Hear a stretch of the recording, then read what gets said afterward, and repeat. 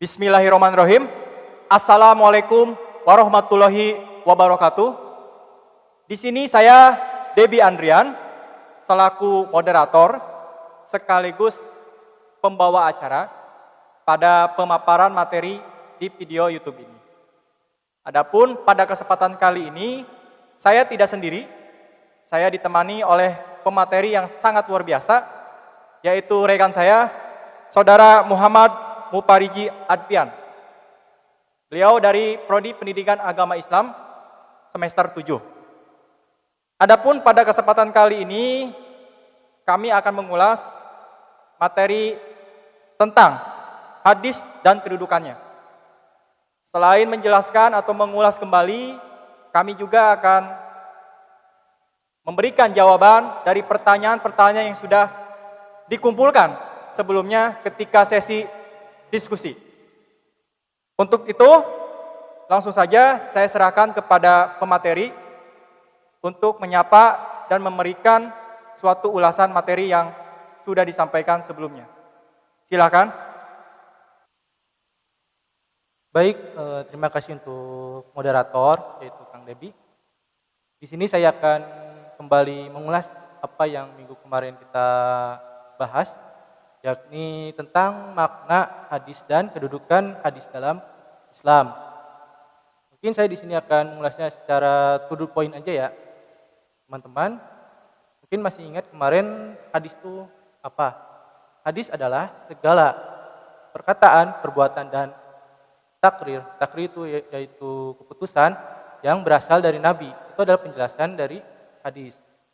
Nah, sedangkan hadis mempunyai makna. Makna hadis itu ada 3 macam.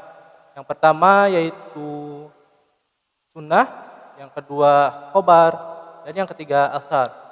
Nah, penjelasan sunnah hampir sama dengan hadis, yakni segala perkataan dan perbuatan, takrir, sifat, keadaan maupun kelakuan Nabi itu berasal dari Nabi Muhammad SAW. Itu adalah penjelasan dari sunnah.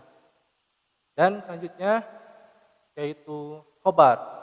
Khobar ini lebih simple atau lebih jelasnya itu perkataan, perbuatan atau takrir yang dari sahabat, namun tetap disandarkan dari Nabi sendiri. Nah, itu adalah khobar. Namun hadis dan khobar itu menurut para ulama hampir sama, tidak ada perbedaannya. Namun banyak juga ada pendapat ulama lain tuh ada perbedaan sedikit aja.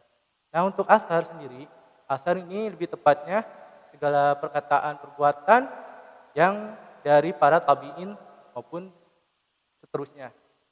Nah, itu adalah 3 makna dari hadis tersebut. Jadi kesimpulannya dari 3 makna hadis itu sebenarnya sama aja ya, karena 3 makna itu persamaannya itu hampir sama, karena itu bukan perbedaan. Nah, untuk selanjutnya yakni kedudukan hadis dalam Islam. Mungkin teman-teman harus wajib atau mengetahui bahwasanya hadis itu sumber Islam yang kedua, lain dari Al-Quran. Nah, teman-teman pasti tahu dong, hadis itu sumber Islam kedua. Makanya para ulama berpendapat bahwasanya hadis pasti apa yang ada di Al-Quran, namun diperjelas kembali oleh hadis itu sendiri. Nah, itu adalah kedudukannya.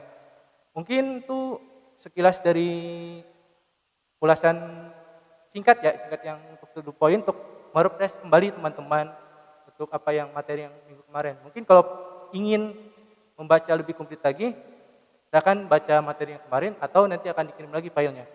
Oke, baik. Teman-teman, cukup sekian dari ulasan saya. Ya, baiklah, itu pemaparan materi atau ulasan kembali agar rekan-rekan kembali ingat tentang apa yang sudah disampaikan pada diskusi online sebelumnya. Nah, seperti yang pemateri ketahui, bahwasannya ketika sesi diskusi itu ada banyak sekali pertanyaan yang alhamdulillah sudah kami tampung dan rangkum, di mana pertanyaan-pertanyaan ini datang dari rekan-rekan paguyuban yang kebetulan kita bekerja sama dengan Akang Teteh di sana untuk melakukan KKN. Adapun pertanyaan pertama ini datang dari Kang Paris, beliau perwakilan dari Paguyuban, di mana beliau bertanya, istilah sunnah di sini gak ada kaitannya dengan dosa pahala kan ya? Misal, perkara meludah. Nabi kan meludah ke arah tertentu. Kalau kita meludah tanpa mengikuti Nabi, gak dosa kan? Mangga kepada. Baiklah, terima kasih untuk moderator sudah membacakan pertanyaannya. Dan untuk maaf, terima kasih juga untuk Kang Paris dari Paguyuban. Pertanyaannya sungguh luar biasa ya, karena saya baru melihat pertanyaan yang kayak begini ya di kehidupan saya. Jadi istilah sunnah di sini nggak ada kaitannya dengan dosa atau pahala. Mungkin saya akan memperluluskan kembali yang saya ketahui. Sebenarnya sunnah ini hampir sama dengan pengertian yang ada di ilmu fikih. Mungkin kalau kalian tahu ilmu fikih itu adalah tentang penentuan hukum. Nah, sedangkan kalau hadis itu bisa disebut sumber hukum. Ini sebenarnya lebih tepatnya ada keterkaitan. Fikih, penentuan hukum yang berasal dari sumber-sumber dalil-dalil, ya seperti Al-Quran dan hadis. Nah, sedangkan sunnah di sini termasuk sumber-sumber yang menjadi yang kedua. Nah, kalau misalnya nggak ada keterkaitan dosa atau pahalanya, di sini kita kembali lagi dengan fikihnya itu tersebut. Apakah fikih tersebut menentukan itu dosa atau tidak? Itu bisa kalian cari sendiri ya tentang ilmu-ilmu fikih ataupun hadis. Nah, selanjutnya kalau misalnya contohnya seperti Nabi kan meludah ke arah tertentu. Misalnya mungkin saya dengarnya Nabi itu meludah ke arah kiri. Nah, apabila kita tidak mengikuti sunnah itu, apakah berdosa atau tidak? Yang saya ketahui sebenarnya sunnah yang para ulama atau para pendapat muhadisin atau para ahli hadis bahwasanya mengikuti sunnah itu tidaklah boleh dilakukan, namun juga boleh juga tidak dilakukan. Karena kenapa? Karena kita harus ketahui juga dalam fikih juga ada wajib, sunnah, terus dan lain-lain. Nah, di sini berarti sunnah itu kalau dari fikih itu tidak dilaksanakan juga tidak apa-apa, namun kalau dilaksanakan kita dapat pahala. Namun pendapat ulama juga ada juga yang berpendapat sunnah itu harus dikerjakan. Karena kenapa? Pahalanya itu sangat besar misalnya. Itu bisa juga kita laksanakan. Namun kalau kita contohnya seperti meludah ke arah tertentu atau meludah ke kiri, kita harus tahu kondisinya juga. Kalau kita ingin sekali melakukan sunnah tersebut. Karena kenapa? Ini bisa disebut sunnah yang mengikuti kebiasaan Nabi. Yang artinya kita boleh mengikuti, boleh juga tidak. Namun kalau untuk pada masa sekarang ya Kang Debi, mungkin masa sekarang kan pandemi, di mana ada virus corona. Nah kalau misalnya kalian meludah banyak orang di sembarangan, itu dikhawatirkan nanti mengganggu atau meresah masyarakat yang lain. Makanya di situ. Baik, itu jawaban saya. Mungkin jawaban saya hanya sebegini saja ya. Terima kasih untuk Kang Faris. Mungkin saya akan kembali lagi ke moderator. Ya, itulah jawaban dari pemateri terkait pertanyaan pertama dari Kang Faris selaku perwakilan dari Paguyuban. Lanjut saja ke pertanyaan kedua. Tadi kan bicara hadis ya, Kang. Di mana dalam hadis itu ada istilah sunnah, khobar, dan atsar. Nah, di pertanyaan kedua ini dari Teheni, kebetulan dari Paguyuban juga, beliau bertanya tentang atsar. Apakah atsar itu berarti atau bermaksud sebagai perawi terakhir dari yang perawi pertama? Silahkan kepada pemateri untuk menjelaskan pertanyaan dari Teheni.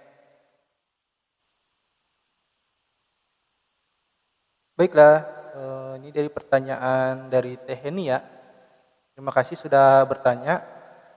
Di sini tuh Teh ini bertanya asar itu berarti perawi terakhir dari yang perawi pertama. Kalau jawaban saya ini bukan. Karena kenapa? Asar sendiri tuh mempunyai pengertian yang sama dengan hadis. Artinya asar ini bukan disebut perawi.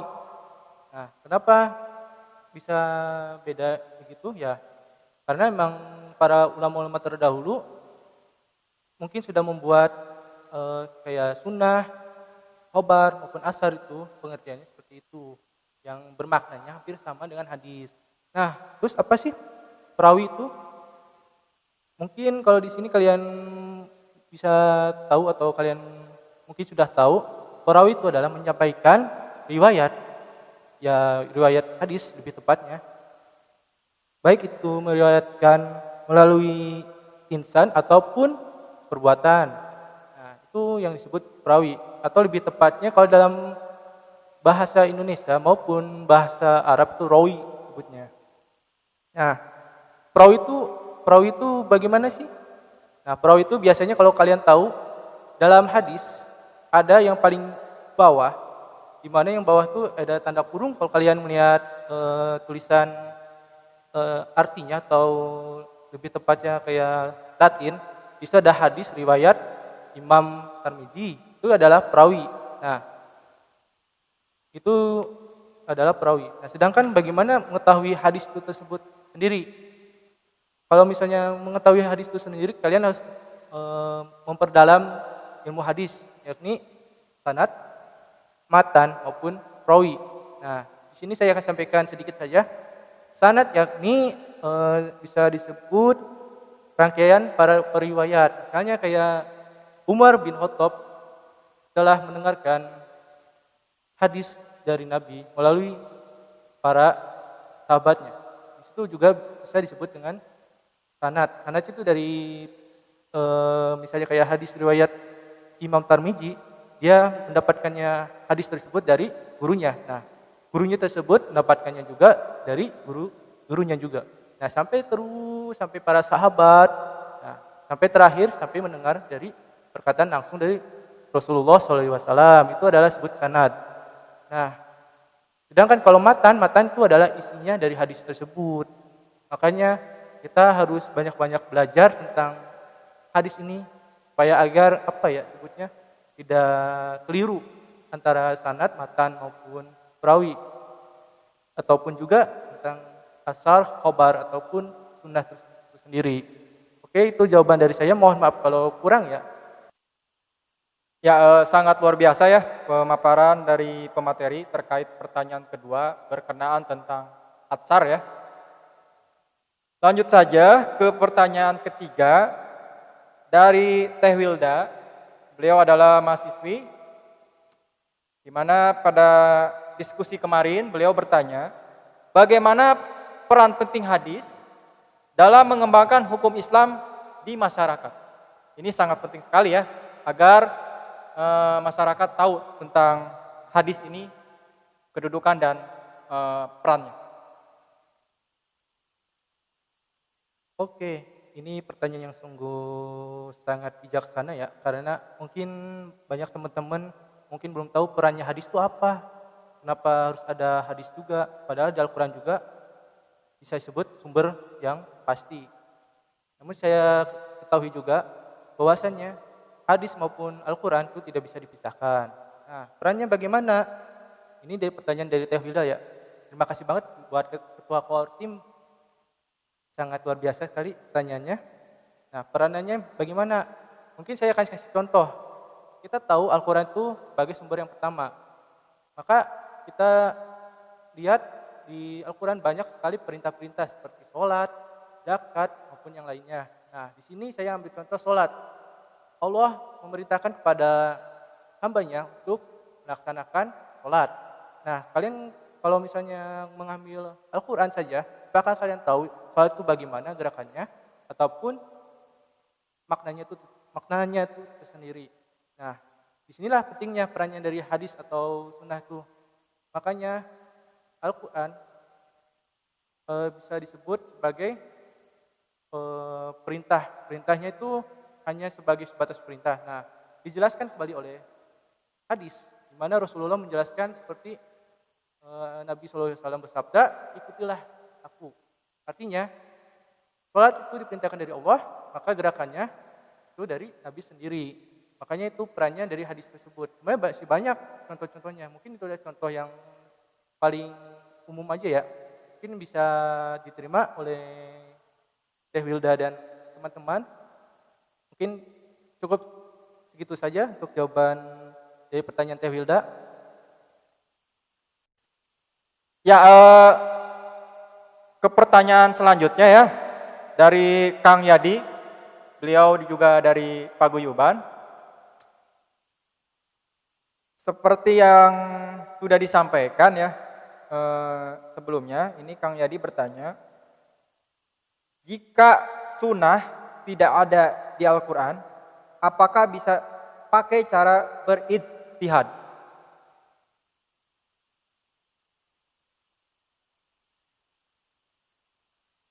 Oke, untuk pertanyaan selanjutnya. Di sini dari Kang Yadi ya, pertanyaannya itu misalkan di sunnah tidak ada, namun di Al-Quran itu ada. Terus apakah boleh memakai istihad? Kalau di sini saya melihat kalau misalnya di Al-Quran itu ada, Al-Quran itu kan sumbernya yang sumber Islam itu yang pertama. Makanya dari sini saya menjelaskan bahwasannya istihad kalau misalnya di Al-Quran itu ada, itu bukan tidak boleh ya, lebih tepatnya tidak usah dilakukan. Kecuali kalau memang di Al-Quran tersebut dipakainya di kondisi misalnya berpuasalah kamu. Nah di situ mungkin bisa kita mengetahui waktunya kapan berpuasa sampai bukanya, itu bisa beristihad. Nah, sebenarnya hadis juga, walaupun hadis gak ada, mungkin lebih tepatnya gak mungkin ya hadis itu gak ada. Maksudnya hadis itu gak ada, namun Al-Quran ada, itu tidak mungkin ya. Soalnya pastinya Al-Quran itu sumber pertama, dan sedangkan sunnah atau hadis itu yang kedua. Artinya Allah menurunkan wahyu, maka Nabi itu sendirilah yang akan menjelaskannya. Nah, Nabi menjelaskannya itu bisa dari langsung ayat Al-Quran, ataupun tadi diperjelas kembali dengan perkataan Nabi itu sendiri. Makanya dari situ mungkin Kang Yadi bisa mencari tahu tentang istihad, itu bisa nanti dipelajarin tentang fikih-fikih ataupun buku-buku referensi yang lainnya. Mungkin itu jawaban dari saya. Oke, terima kasih. Ya, pertanyaan kelima ini datang dari Kang Permana. Beliau juga backgroundnya dari Paguyuban. Pertanyaannya sangat luar biasa. Jelaskan perbedaan hadis dan khobar. Nah, yang mau saya tanyakan, bagaimana membedakan hadis dan khobar dari contohnya atau beserta contohnya atau wujud konkretnya dari contoh yang ada?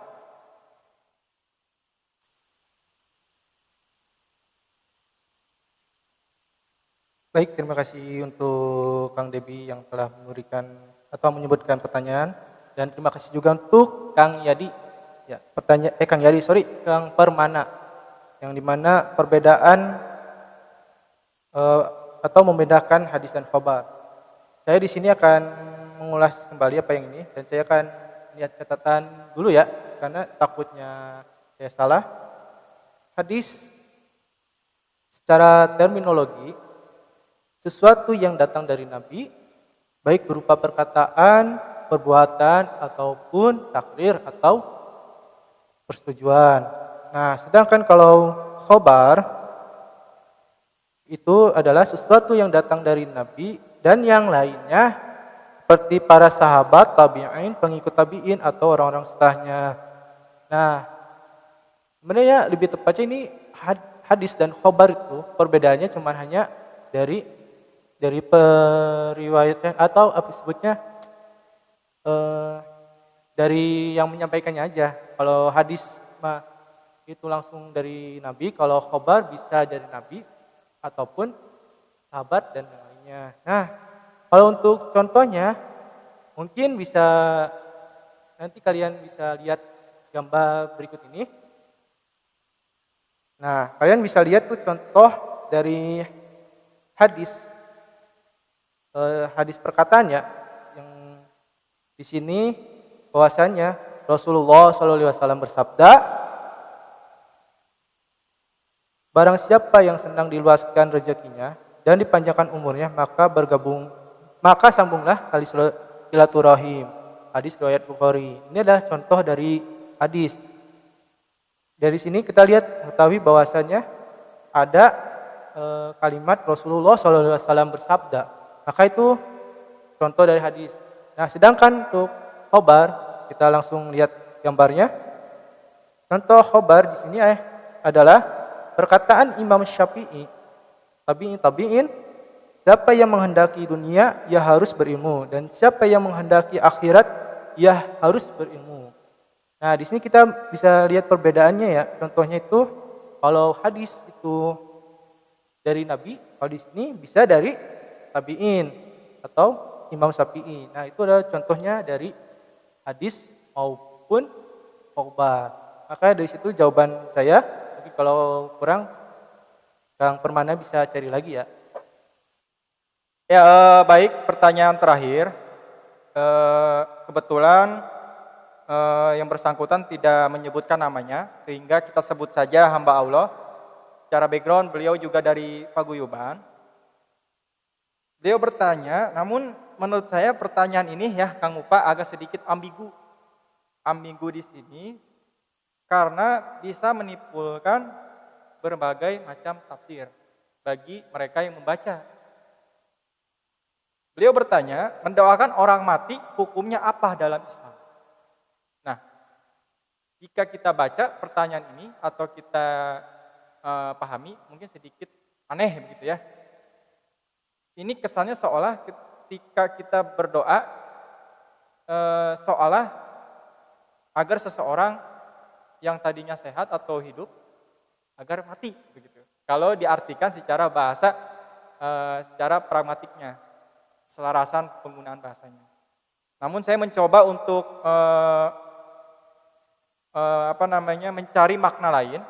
Mungkin beliau bertanya, ketika ada orang atau seseorang meninggal, ya, kita sebagai sesama manusia, apakah boleh mendoakan agar yang bersangkutan istilahnya diberikan tempat yang terbaik atau lain sebagainya?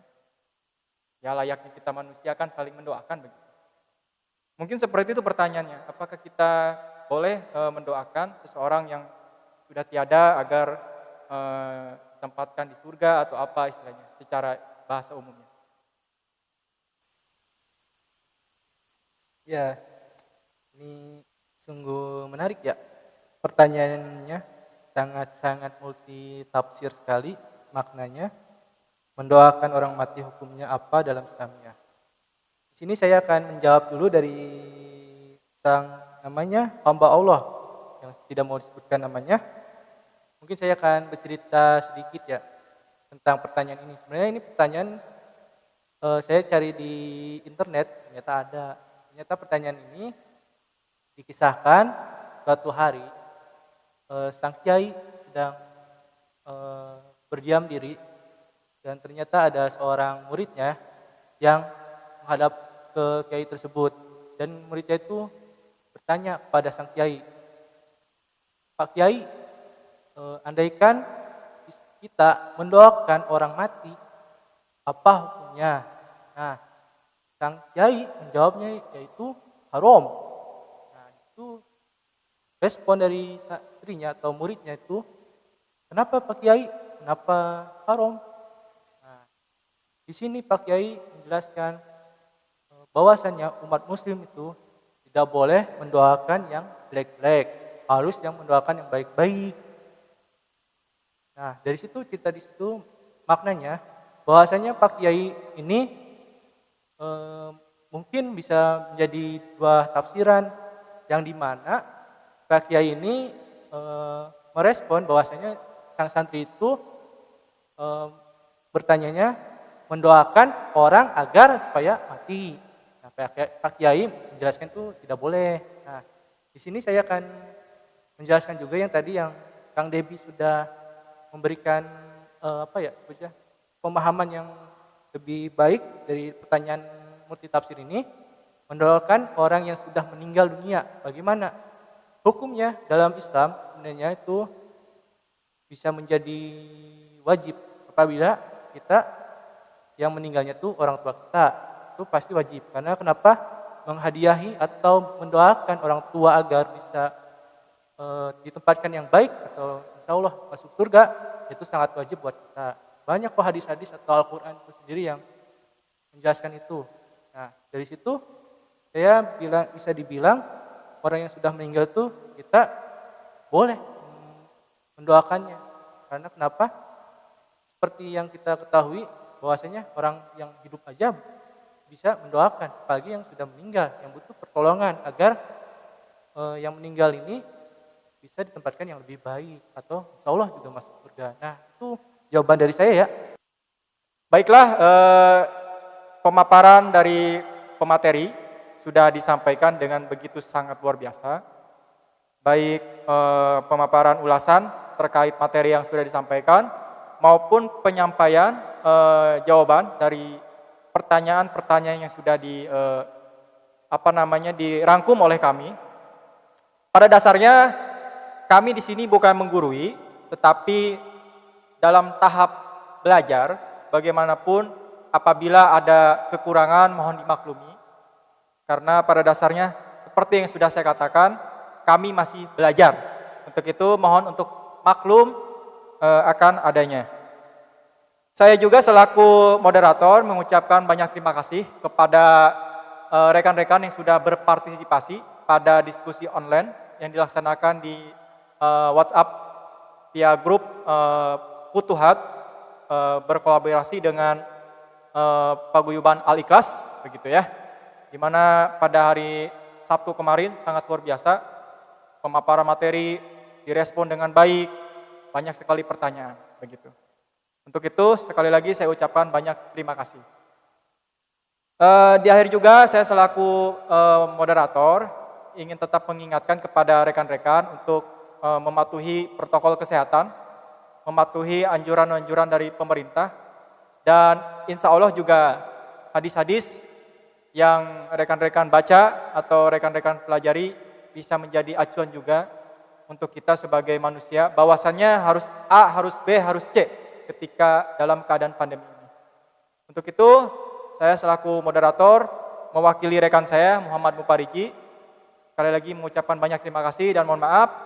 Ditutup saja. Wabillahi taufiq walhidayah. Wassalamualaikum warahmatullahi wabarakatuh.